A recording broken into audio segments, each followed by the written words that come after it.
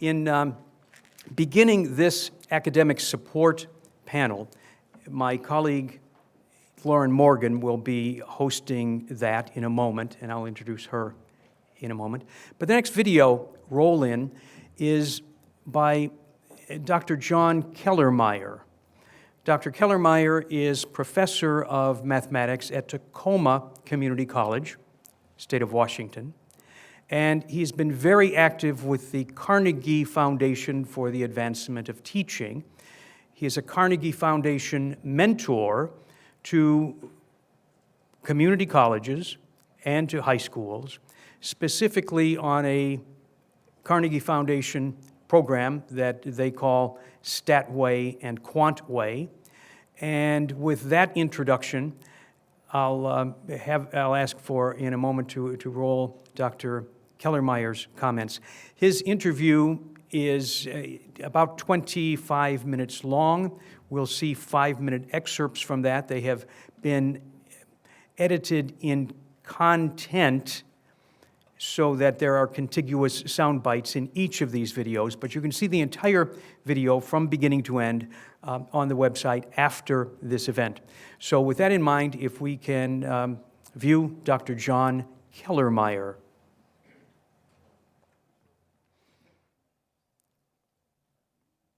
Okay, so here's the original problem. 60 to 70% of community college students are developmental math students, meaning they're not prepared for college level mathematics. 80% of those students never get through developmental mathematics. That means that 500,000 students out of each year's cohort never make it through community college. We're losing a lot of students. And where we're losing them is in the algebra track.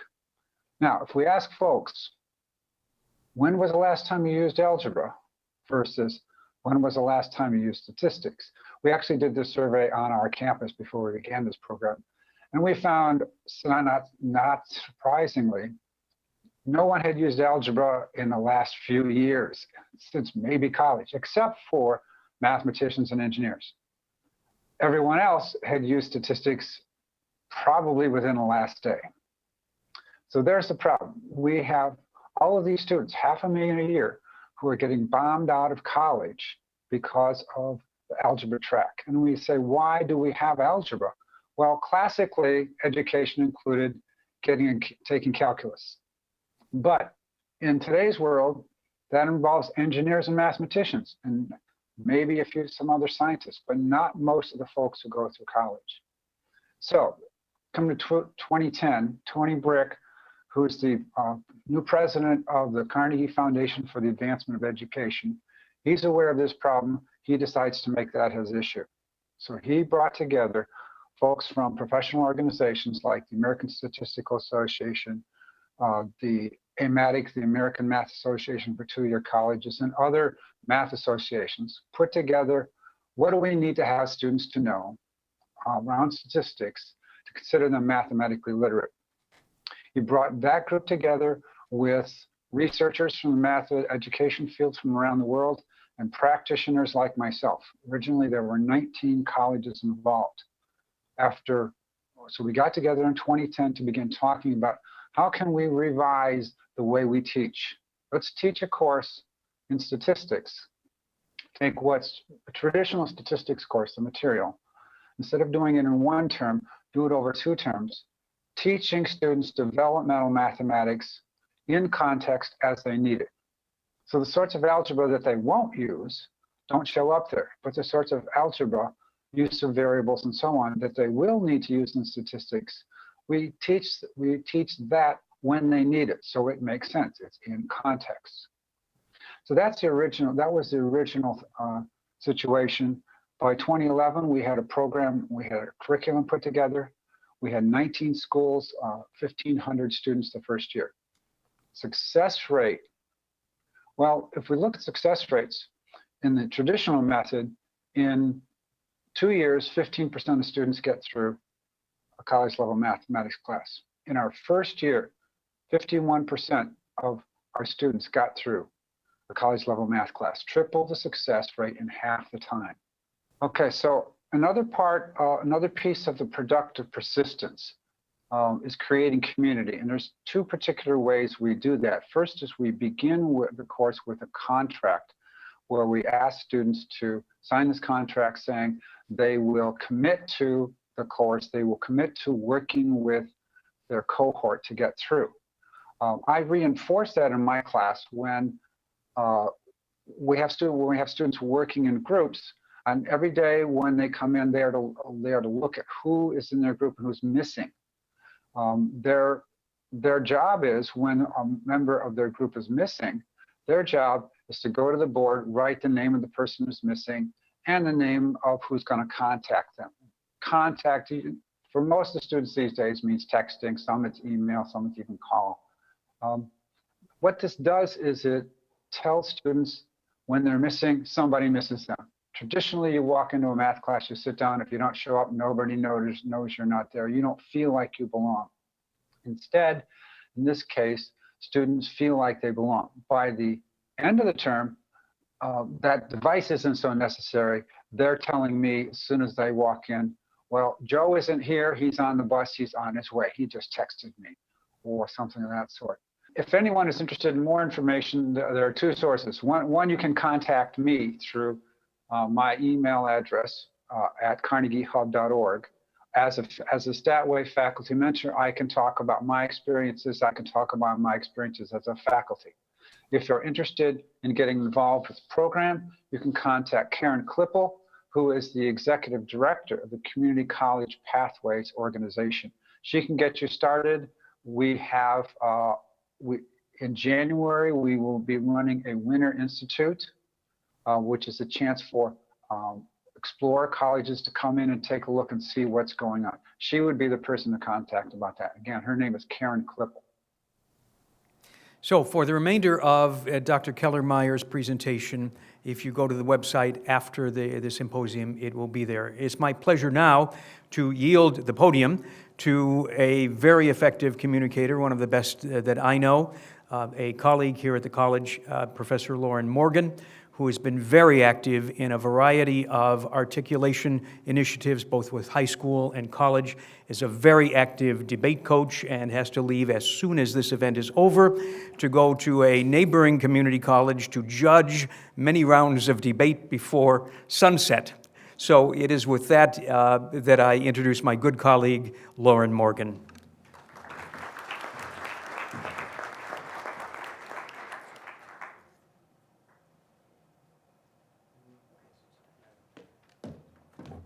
Thank you very much. I'm really excited to be here, although I'm not a math person. And I need to say that listening to Dr. Kellermeyer, I'm pretty sure I probably would have fallen into the category of students who failed algebra at college because I failed algebra in high school, college algebra and trig. But the lucky thing was that I lived in District 502, so I came to COD in the summer and took college algebra and passed.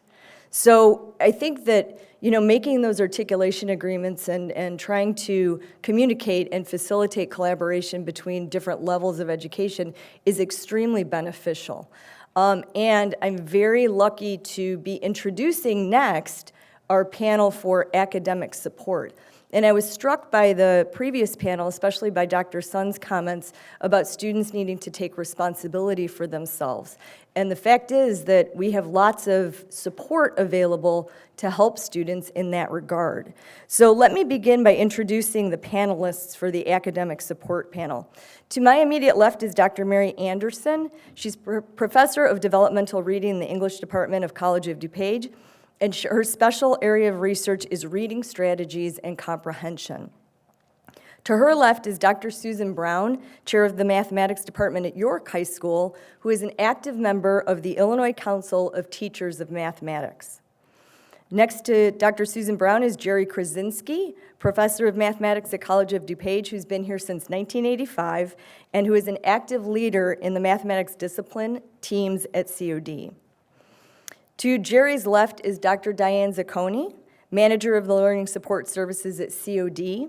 She is the recipient of the 2015 CHAP Award for her dedication to the Learning Commons and the Testing Center at COD. And last is Dana Thompson, member of the counseling faculty at College of DuPage, and she teaches college success skills and career development. And I'd like to start with Dr. Susan Brown, and much like the previous panel, we'll take just a moment to let each speaker introduce their perspective on the challenges that students are facing and what academic support can do. I'm really struck by the world at College of DuPage. I've been able to get a little glimpse into it in the past few years by coming to various articulation meetings.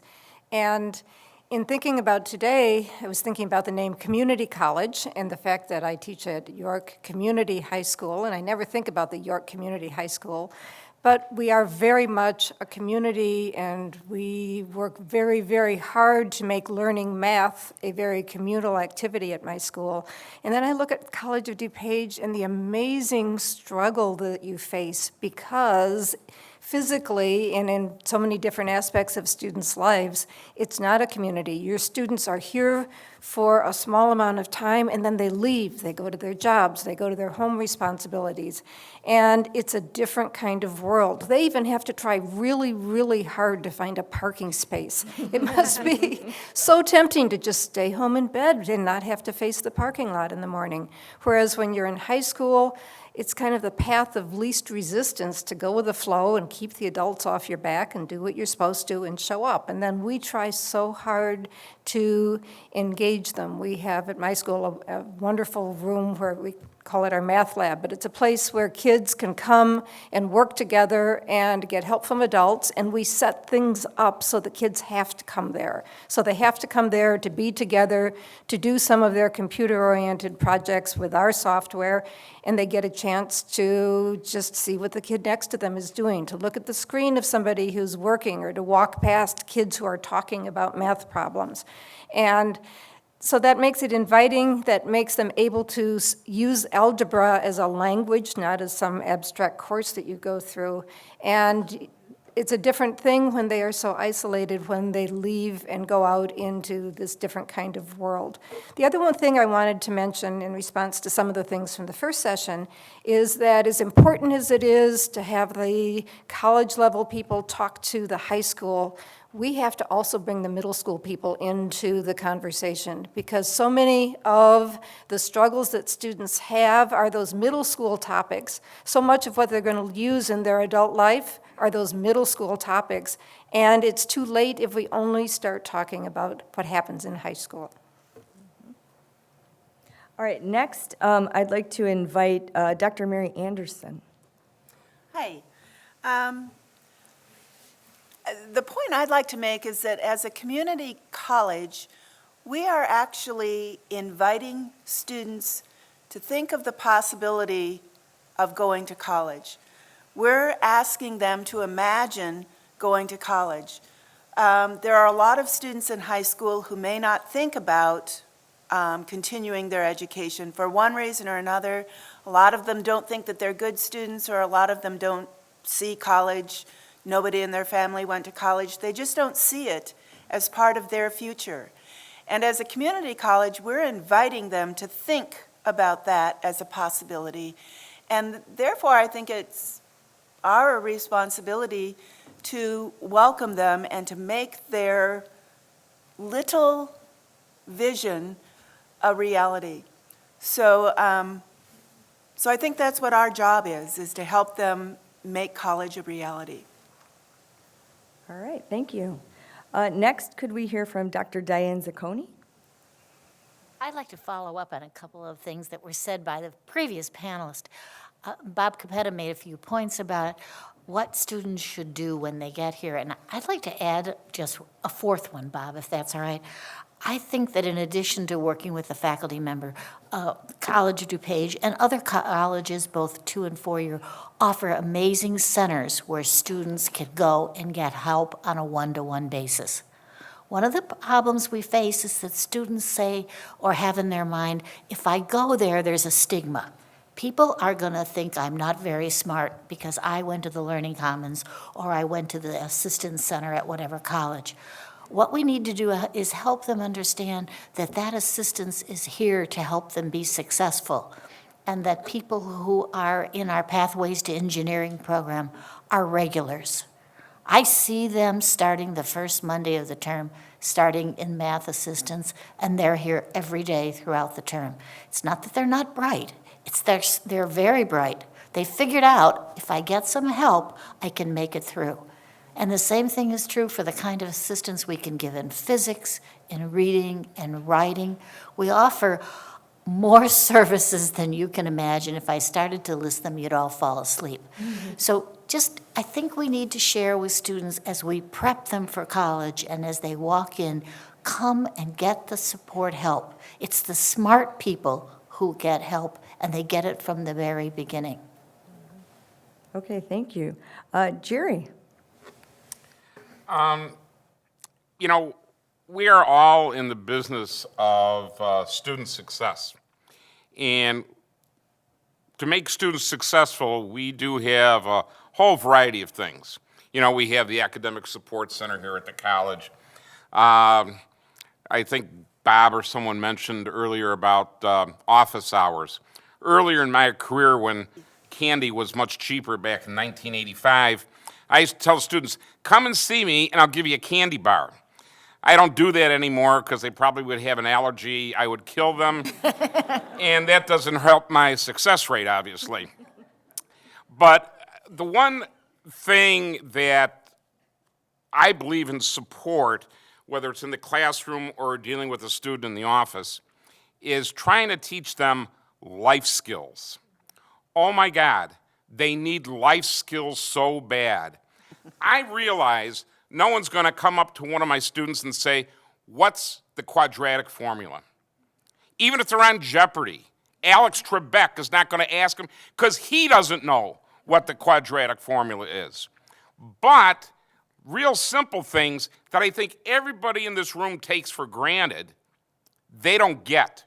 Just yesterday in my discrete math class, we were talking about when to have a test. And these are high-level students, very high level.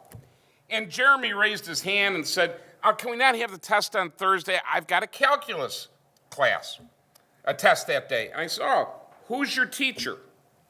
I don't know. It's past the mid-semester, doesn't know. So I said, Jeremy, who am I? I don't know. But you know what? You're my favorite teacher this semester. Okay, he was brown-nosing me. You know that he wanted a good grade. So as we're talking, of course, Linda was talking about the cell phone. What did he do as we're still talking? He's looking up, who the hell is this Polak that I'm talking to? So he says, oh, you're Krusinski. I says, thank God. Just imagine. I told him, I said, just imagine if I would die tonight. Next class, someone's going to come and say, Mr. Krusinski died. I'm going to be your teacher for the rest of it. Because I am your favorite teacher, you'd want to go to my wake. What are you going to do? Call up every funeral home and say, excuse me, do you have a short, fat Polak math teacher laid out in the next couple days? You got to know, because you're going to have a job one day. And you're not going to say, oh, you know, that boss, the gray-haired guy with the mustache, or the portly woman that's about 60, that doesn't cut it in the job market. You got to know. And he says, oh, I'll never forget you now. Is it a simple life skill? Oh, God, yeah. But it's important. I told him, I says, you know what? I am 62 years old. I'm near the end of my career. But I could tell you every teacher I had in grade school. I went to a Catholic school. They were all nuns. Words you've never heard before, like Sister McTilde. I went and I said, just to show you I don't have Alzheimer's, here's the 8 teachers I had. Tell me 2 of your teachers last semester. He looked at me and he says, I flunk. So if there's any kind of thing that we could do in a class, other than making sure they know the content area, we got to teach them life skills. So when they leave here or they leave Northern or wherever they go and they get into the job market, they know how to act. They know how to write an email. How many emails do I get? Yo, teach! You know, or you get these ones that are like, they're emails but they're texts. When I have to go and ask a student to come in from the hallway, can you translate this? It's not good. And we have to teach them how to go and communicate. So if there's any kind of support I think they should have, is to give them life skills to prepare them when they go out there and they're trying to make a buck. So I just have to insert a shameless plug for speech class. Dana? Wow, everybody's covered pretty much everything I think is essential in student success, them taking responsibility for themselves, learning those skill sets and coming in with them, time management skills. There's a lot of students who don't understand how much time it takes to study outside of a classroom. Many of them, when you talk to them, if they're not being successful and you say, well, tell me a little bit about how do you go about studying? How much are you studying? They say about an hour, maybe 2 hours. And I said, per class? They said, no, per week. And I said, for all of your classes? Yeah. And they don't get that the situation has changed, where in high school, they may not have studied as much, and they did well. But in college, everything, all the learning happens outside of the class. So utilizing the learning commons, if you have a question, going to an instructor's office hours and talking to them. And I've changed my office hours to actually say student hours, because that way they know that that is the time I've dedicated to them. So just, some of those things about, teaching them some different ways. You are a hard act to follow, but it is. I think that students are coming in at a different level. They're coming in, and especially if we're going to talk about developmental math, they're coming in hating math. And they're coming in saying, I was never good at it. And they're coming in saying, I'm never going to get it. And I always say, that was high school. You're in college now. And whatever happened in high school is over. You don't get a do-over. You can't, change what happened in high school. But what you can change now is how you're going to approach it. You can change now, what do you want to do? So if you come to me and you say that I want to be in business and you're starting in the lowest level of developmental math, I'm going to encourage you every step of the way to get there, because what you did in high school is not going to count. When you write that resume, they're not going to put your high school on that resume. You're going to put your college on that resume. So now it's an opportunity to make some changes in your life and to make some adjustments and utilize excellent services and go to an instructor and talk to them, and they still won't know your name, even after that. I wanted to, the panelists had been given some questions to respond to, but we had the opportunity for you to submit questions. So I want to remind you that those yellow sheets are on your table. So if you have questions, the moderators, the other marshals will run around and get your questions and deliver them to Russ. And we had a question that I thought was particularly appropriate for this panel. It says, please comment on the idea that content knowledge, such as math, is not as important to student success as transferable soft skills, such as critical thinking, locating information, problem solving, persistence, etc. Does our teaching need to focus more on these areas than on specific content? And so I know you've addressed some of that, but I wondered if you might expand on that a little bit. Well, I really think it's both. As a math teacher, we always get this, I'm going to be a addictions counselor. I'll never use this. This is a waste of my time.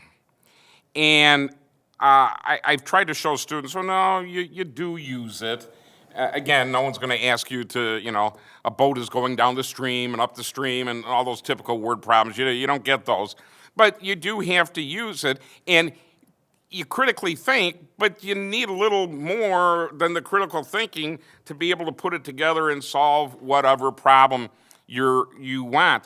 One of the classic problems, there was, years ago I was an administrator here, and Hal McInich was the president. And one day he came to ask a question to me about math. And I said, Hal, this is why we do this, because the students don't get it. And he said, oh, you're full of, I won't use the word he used in mixed company. And I says, come out in the hall with me. So we went out in the hall in the BIC. I says, Hal, pick 10 students. Okay. So he just picked different students out. He says, hi. And I wanted to make it worth their while, because I was one of those high-paid administrators at the time. I gave the student $1 for an answer. And I said, I got a question. You went to the Gap and you saw this great-looking coat. It's $80.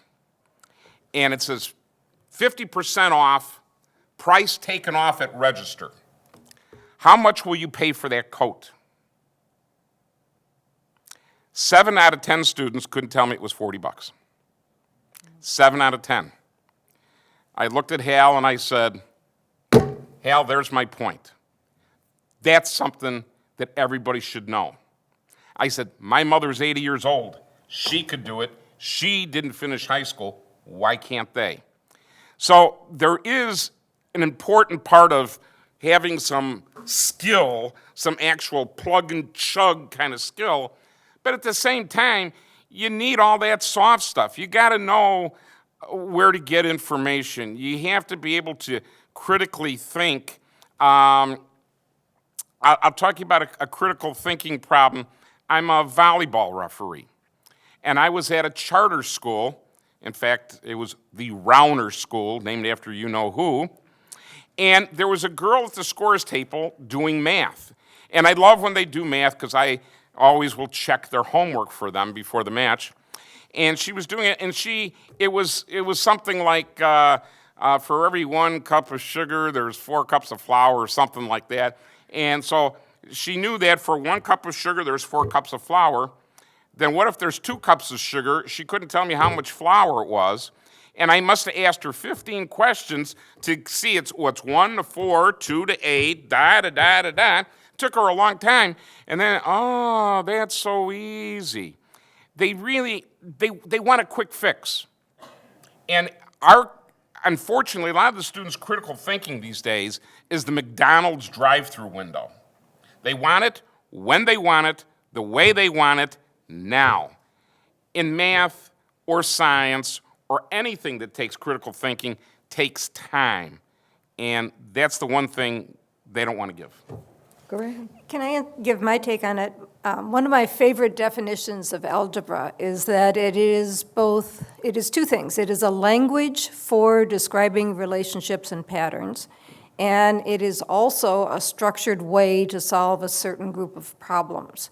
So then thinking of this dichotomy between content and soft skills or critical thinking, well, it's a language, it's not really content. It's much more fundamental than that, and if you're going to be able to live in today's world, you have to speak a language that will help you see what's happening there. And it is also a way, for that second part, a set of procedures to solve problems. It's a way of making critical decisions about things. So it's important. Any of the rest of you like to respond? Okay.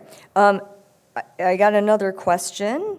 Perhaps the issue isn't the subject matter with content. Maybe the root of the problem is the lack of resiliency and the lack of ability to adapt. Perhaps students are used to having someone come in and quote-unquote save them. Students need to be taught how to shift to a growth mindset. Could you share your thoughts on this, and have you seen any of this? And they mentioned that maybe we need to share the data points with parents. I think part of a student's problem is they come from a high school where everything has been structured. School starts at 7:40 and it ends at 2:35. And in that time, they go from one class to another, and then they get an assignment that's either due the next day or it's due at the end of the week. And so when they get to college, one of their big problems is they don't know how to structure their life. They have all of a sudden a class that meets 3 times a week. They can stand in the Starbucks line for 45 minutes, and they have too much or no time on their hands in some cases because they're working. But we have to teach them how to manage their time so that they can to learn time management as much as any other skill that we can give them. We have workshops, we have individual sessions, and it amazes me some of the things that I did when I was in college. Remember those ugly sheets you got before you registered? It was a white piece of paper, and you filled in, I had algebra at 10, Monday, Wednesday, and Friday, and I had statistics, I did have statistics this way in biology, and you could see where your time went. Our students don't do that. We do that with them on a one-to-one basis in order for them to see where their time goes. And that's the beginning of a lot of our workshops and individual sessions. But it amazes me that they don't do that on their own. So I think a big part of coming to college is learning how to manage your time, learning how to study. How many of them don't know how to study? They think if I read this book or this paragraph, I've studied. We're spending a lot of time teaching basic study skills. Right. And I think, I see that in the Education 1115, because that class is designed for a first-year student. It's designed to teach them time management. It's designed for study skills, note-taking, because you'd be surprised how many students, they think they're taking notes, and but what they're really trying to do is write down verbatim what the instructor's trying to say, and they don't go back and review those notes, and so they don't reinforce whatever learning they've been getting inside the class. And when we talk to math students, we talk about this way of going back each day to refresh exactly what the instructor was talking about, so that it's always fresh and on top of their mind. So when the first day you start studying for a test is the first day of class, right? So we try to reinforce all of those type of skill sets in those. And we've seen success with students who have taken our college success skills class and have utilized those skills in other courses. And so I agree with you on that. I think a good analogy is going swimming. If you go swimming at an indoor pool, you've got lanes that keep you going straight ahead. You've got the end of the pool to touch at, and you can take a rest. You can swim back and forth. You can do any stroke you want, but it's laid out for you so that you know where you're going. And if you're like me and you have to wear glasses, and without them in the pool, you really rely on those lanes to help keep you where you need to be. And then if you think about open water swimming, you don't have any of that support structure for you telling you where to go. I think students are sort of like swimming in open water when they go to college. They just don't realize how different it is. And they know how to swim. So they don't think that I can't do it. They know how to read for my classes, but they don't know how to read academically, academic kinds of materials. So I think it's a disconnect with their expectations and what they know they can do, and that's not what's being asked of them. So I think that we as instructors need to give very explicit direction as to what the expectations are. And that was mentioned earlier in the first panel, follow the syllabus. The syllabus means what it says. But I think students need to be reminded of that. But it's such a different environment from what they expect, from what they've been able to do before, that it's mystifying. Unfortunately, we have run out of time. However, thank you very much for all of your comments. Could we please give a round of applause to our panelists?